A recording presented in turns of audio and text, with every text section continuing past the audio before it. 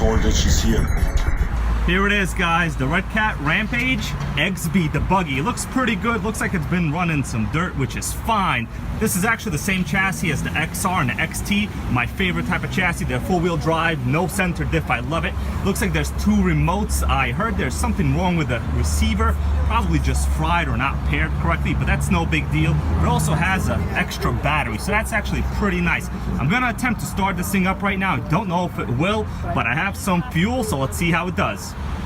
All right, the first start, let's see how it goes. I know the brakes are engaged, it's safe to start. It is off the ground right now. Honestly, it's in a pickup truck, but it's still off of the pickup truck, you know what I mean?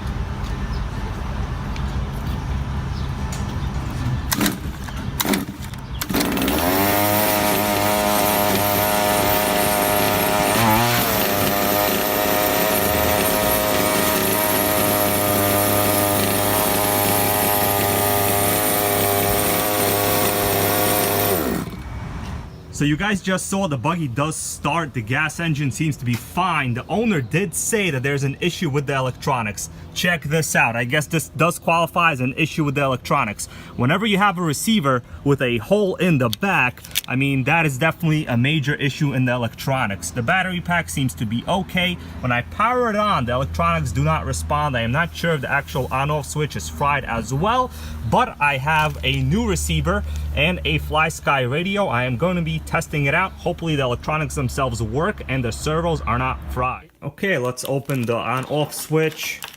I'm going to plug the on-off switch into the appropriate slot on the receiver, which is all the way at the top. This plug is pretty much designed that it can only fit one way. Your negative cable has to always be on the right side, as it is right over here. Okay, let's plug in the battery. Here we go. It only goes in one way to this JST connector. Okay, power the radio on. And now the switch itself. Right now it is off. I'm going to slide it into the on position. There we go. I could see the light on the receiver. You guys see that? So everything is functional now, right? Let me turn it off. Light goes off. On, light goes on. You see that? Like clockwork. So definitely something was wrong with the old power switch. The wires are completely a total mess right over here. This is probably why the owner sold this thing in the first place. Couldn't figure that this was the issue. Now I just got to remove the old power switch right here. Hopefully I don't have to disassemble too much. There we go. It's a simple small screw, which is common in most RCs. Here we go. You just got to get this thing out and get the new one screwed in. Easy fix. That's what we want to see, right? There we go. The old on-off switch to be replaced with a nice new one. For those of you guys that think Redcats are tough to work on, honestly, it's a very simple chassis layout. I don't think it actually gets any simpler than this. There's no diff. It's a straight drive system. Every time I've seen a problem in one of these, it was pretty much easily fixed right away. Okay, we got the second screw going in. Just tighten this thing up. Then we'll pack in the receiver box and go on to the servo. Now I'm going to remove the top molding right over here. Of course, you want to have your cones out whenever you're working on anything. We got some hazardous road work conditions going on. There's only a couple screws here on top, 4 to be exact. They simply just come out, no big deal.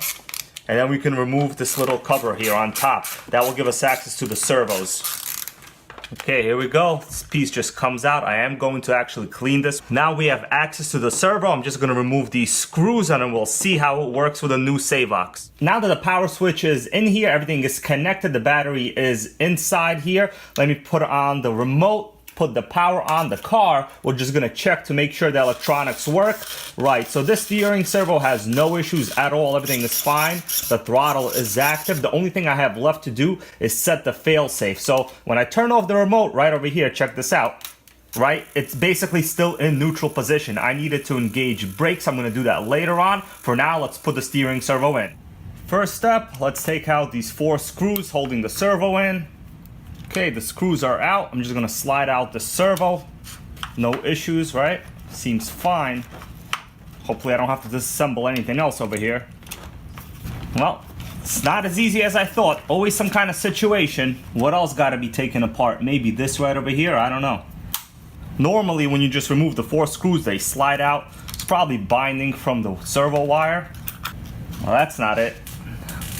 It looks like these screws are also holding the servo in place through the actual mounting bracket that it's on.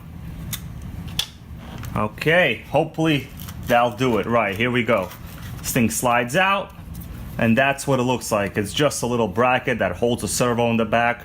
Not a bad design, actually, if you know what you're doing. So yeah, as I thought, the servo wire itself in the back was obstructing our exit strategy here, right? And it looks like I made another discovery. You see these screws here? It looks like there's an extra little bracket that is basically ensuring that the servo has no free movement at all. So I can't even remove the servo from this bracket without removing these 2 screws here. I probably should have done this in the first place. I didn't have to disassemble all of this anyway. But this will give me a good opportunity to clean some of the chassis. It's pretty dirty inside. I don't want to hand it back to the owner dirty. So I'm removing these 2 other screws. They look like they are securing the servo in place fairly well. Honestly, a fairly intricate design. I've never seen so much done to secure probably the worst servo ever made. Oh my god, this is like overkill. Yep, here we go. You see this? This bracket is basically ensuring a lot of tightness over here. And there we go. The servo is out. Now I can clean some of these parts. Ran into the first problem as always. I thought a steering servo was a simple install, but look at the sizes of the actual mounting tabs and the servos. The original Redcat one is shorter. You could tell right over here on the right, the tabs do not line up. On the left, they do. This means the original mounting hardware is no longer going to be usable. I will have to fabricate some sort of thing to mount the new servo. Now, it does fit if I remove these things right over here, but this little piece is what the screw backs into. So I will have to design some kind of lock nut system. As you could tell, if I remove this portion right over here, the screw has nowhere to go into in the back. It's literally just gonna go through this piece. Overall, the Savox servo does fit. Right here is the final solution. I basically just came up with the use of lock washers. Pretty good. It seems to be fairly tight now. There's no movement. I'm just gonna put this back in and pray for the best. The servo is in. Just like Rich Piana, you gotta do what it takes, right? Now I just gotta replace this ball stud from the old servo horn onto this new one, and we should be good to go and test this out. The new servo horn here on the left is taller, so since the ball stud was right here on top, I will be using this 3rd hole from the top to make sure that the steering geometry is unchanged. The servo is finally in. I had no issues putting this in. Everything seems fine now. The hardware for the servo horn is correct. When you're doing this, make sure that your steering servo is centered. You want to have your power system on and make sure your steering trim is to the neutral position. I have that right now. Now we can mount the servo horn and attach this all back and then give it a good test. Okay, let's see. Right, seems to be working fine. You could adjust your steering trim later on. Everything is good. I'm gonna put the steering link back on. The geometry seems to be maybe a little bit slightly different. The servo horn extends a little bit more out. But let me steer. Let's see. Oh, wow. Man, the steering is fast. Look at that. Holy moly. That's a $100 steering servo, guys. No slop. Not like Sloppy Joe. I just programmed the failsafe. Let me show you guys when I turn off the remote. Check this out. It goes into full brake mode. I cannot do anything now. Very important, without a kill switch, this is at least something that will engage the brakes if we have any kind of signal interruption. So check this out again. I'm gonna turn off the remote. It goes into full brake mode. Everything is good. These receivers are very good because they have these functions already built in. Now let's check out the air filter. I took the front clip off. Let's slide this thing off. Okay, so it's a dual layer design. I was wrong. It looks like it has plenty of oil on the inside, but I am still gonna do some air filter maintenance and clean it and then re-oil it. Okay, inside it looks pretty good. I don't see any dust, so yeah, it looks like it was oiled fairly well. Good job. I've now oiled the filter. You don't want to oil it too much because that could cause a air issue, and a lot of people that report having their engine stutter and die, a lot of times you'd be surprised it's because they over oiled the air filter, believe it or not. So yeah, eventually at some point when the oil is just oversaturating the filter, yes, it will create a issue with your idle. Now we could put on the outside dust cover. This is like the second layer protection. I normally don't oil the outside. Here we are, finally at the RC track. This thing is looking good. I cleaned up most of it. I polished the body a little bit. Let's see how this thing fires up.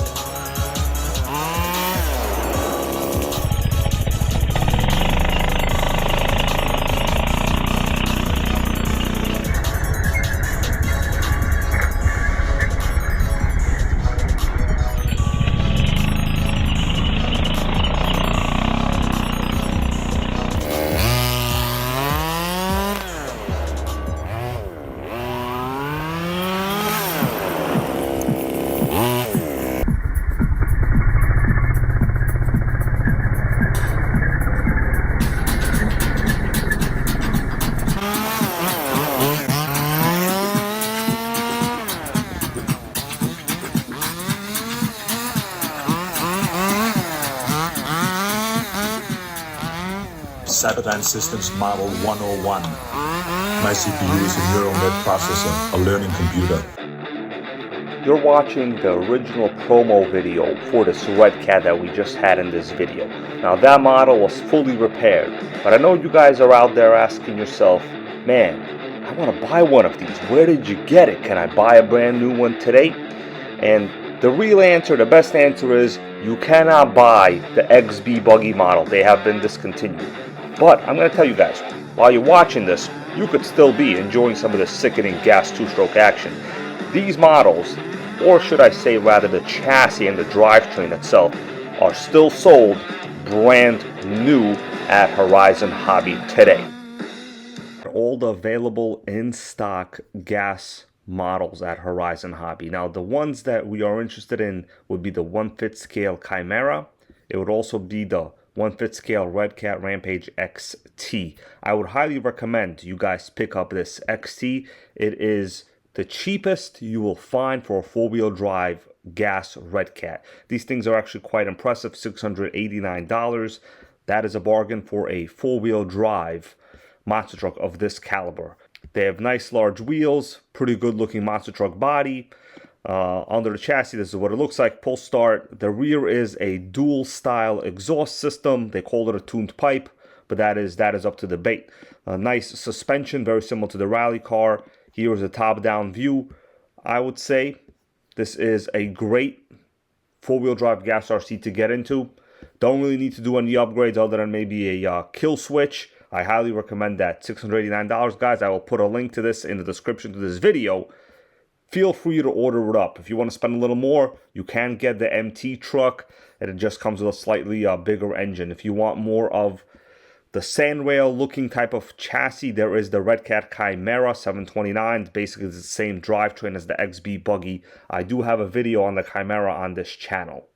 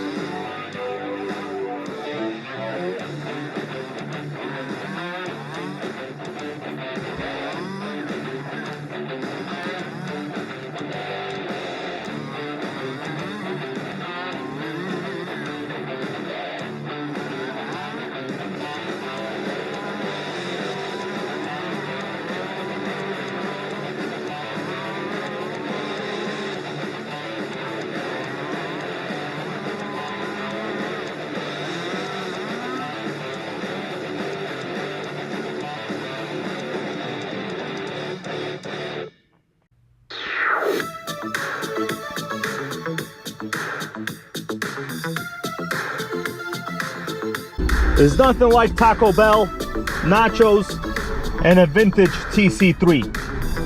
I've put all of the best together. And now, let me enjoy my nachos. Nitro World Order. Nitro World Order.